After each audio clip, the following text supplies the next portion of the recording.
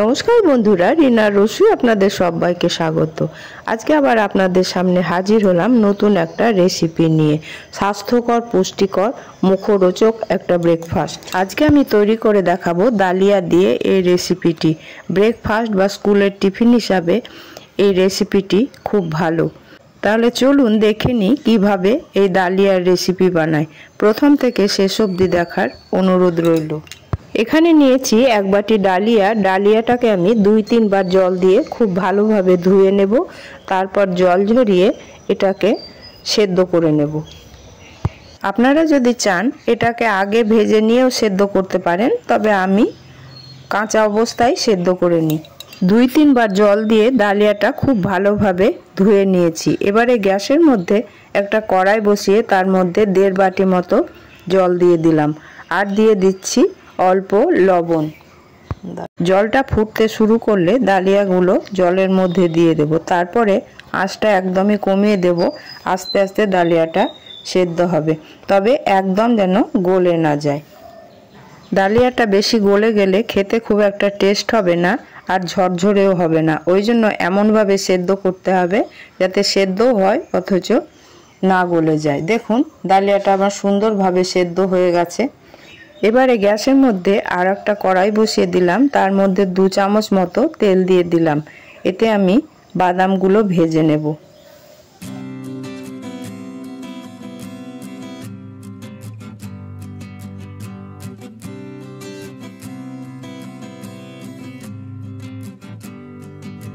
বাদামগুলো মোটামুটি ভাজা হয়ে গেছে। এবারে আমি কিছু আমন্ড বাদাম এর মধ্যে দিয়ে দিলাম।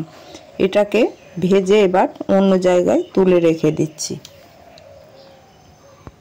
এবারে ওই তেলের মধ্যে দিয়ে দিচ্ছি একটা শুকনো লঙ্কা আর তেজপাতা ফোড়ন।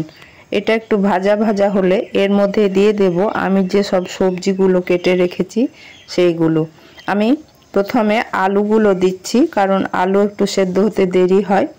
তারপরে এটাকে একটু নেড়ে চেড়ে এর মধ্যে দিয়ে দেব গাজর। এখানে আমি সবজি নিয়েছি আলু, গাজর, বরবটি আর ক্যাপসিকাম। আপনারা যে কোনো সবজি এখানে ব্যবহার করতে পারেন। শীতকালে অনেক রকমের সবজি পাওয়া যায়। তারপরে দিয়ে দিলাম ক্যাপসিকামগুলো আর দিয়ে দিচ্ছি কাঁচা লঙ্কা কুচোনো। এবার এটাকে আমি ভেজে নেব। একটু ঢাকা দিয়ে ভাজবো, এখানে আলু আর গাজর আছে, তাহলে তাড়াতাড়ি সেদ্ধ হবে। একটা ঢাকা চাপা দিয়ে 2-3 মিনিট সবজিগুলোকে ভেজে নেব খুব কম আঁচে, তাহলে তাড়াতাড়ি নরম হয়ে যাবে। ঢাকাটা আমি খুলে নিয়েছি এবং সবজিটা অনেকটাই নরম হয়ে গেছে। এবারে দিয়ে দিচ্ছি পরিমাণ মতো হলুদ আর লবণ।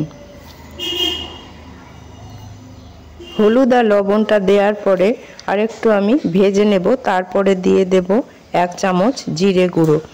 জিরে গুঁড়ো দিয়েও আর একটু আমি ভাজা ভাজা করে নেব যাতে জিরের গন্ধটা চলে যায়। তারপরে ডালিয়াগুলো এর মধ্যে দিয়ে দেব।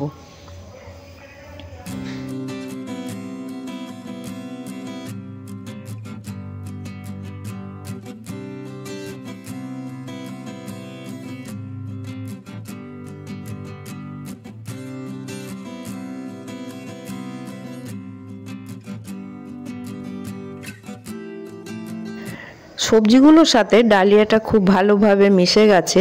এবারে আমি এর মধ্যে দিয়ে দিচ্ছি 1 চামচ চিনি, কারণ এই রেসিপিটা নুন ঝাল মিষ্টি খেতেই ভালো লাগে। এরপরে আমি দিয়ে দিচ্ছি কয়েকটা কিশমিশ। এবারে দিয়ে দিচ্ছি 1 চামচ মতো ঘি। ঘি দিলে এই খাবারের টেস্ট আরও বেশি ভালো হয়। ঘিটাকে ভালোভাবে মিশিয়ে নেওয়ার পর এর মধ্যে দিয়ে দেব ভেজে রাখা বাদামগুলো আর গরম মশলা গুঁড়ো। তৈরি হয়ে গেল ডালিয়ার মুখরোচক, স্বাস্থ্যকর ও পুষ্টিকর এই টিফিনটি। আপনাদের যদি ভালো লেগে থাকে অবশ্যই বাড়িতে একবার বানিয়ে দেখবেন। আমার এই রেসিপিটি আপনাদের কেমন লাগলো অবশ্যই জানাবেন। ভালো লাগলে একটা লাইক, কমেন্ট ও অনেক বেশি বেশি করে শেয়ার করে দেবেন।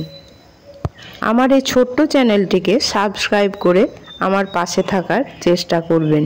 আর পাশে থাকা বেল আইকনটা অবশ্যই অন করে রাখবেন। আমি যে সব নিত্য নতুন ভিডিও আপলোড করব তার নোটিফিকেশন সবার আগে পাওয়ার জন্য। আজ তাহলে এখানেই শেষ করছি। আবার আপনাদের সামনে হাজির হব নিত্য নতুন রেসিপি নিয়ে। আপনারা ভালো থাকবেন, সুস্থ থাকবেন, আমার পাশে থাকবেন। ধন্যবাদ।